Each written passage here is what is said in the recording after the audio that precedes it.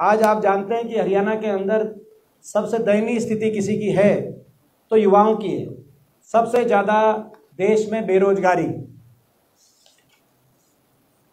सबसे ज़्यादा बेरोजगारी। और इसी पार्लियामेंट के सत्र में जो पीछे गया मॉनसून सत्र में मैंने सवाल पूछा था, आपको पता है पहले रिकॉर्ड आता था सीएमआई का।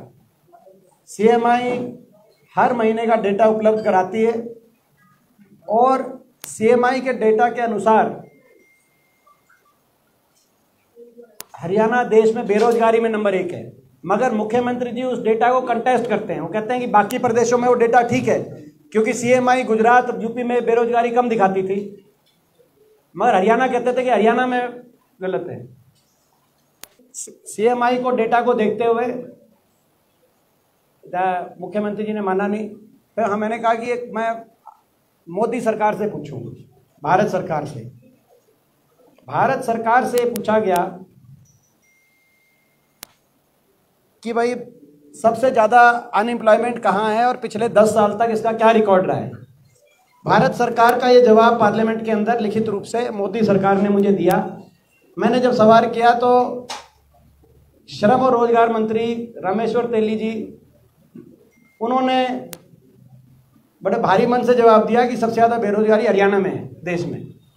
और हरियाणा में बेरोजगारी यहीं तक इस जवाब को सीमित नहीं रखा उन्होंने कहा दुखदायी बात यह है कि जिस प्रदेश में 2013-14 में देश में सबसे कम बेरोजगारी थी 3%, वो बढ़कर अब 9% हो गई है। 9%, और बल्कि 3 भी नहीं थी, 2.9%। 2013-14 में 2.9% थी। ये भारत सरकार का लिखित जवाब है जो सांसदों को मिलता है। 2.9% according to government of India. वो बढ़कर अब 9% हो गई है, जो देश में सबसे ज़्यादा है। रामेश्वर तेली जी, अब मुख्यमंत्री जी बताएं कि अभी तक तो सीएमआई को बताते थे, अब मुख्यमंत्री जी बताएं कि मोदी सरकार भी झूठ बोल रही है सदन के पटल पे। बहुत ही दुखद है।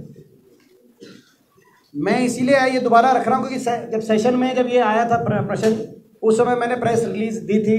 तो प्रेस रिलीज में कई अखबारों में ये आया कि कांग्रेस एलिजेस हाईएस्ट। कांग्रेस नहीं है ये। रामेश्वर तेली जी की पता करिए, वो भारत सरकार के श्रम और रोजगार मंत्री हैं। ये भारत सरकार बता रही है, मोदी सरकार बता रही है, और इसीलिए मुख्यमंत्री जी को जवाब देना पड़ेगा।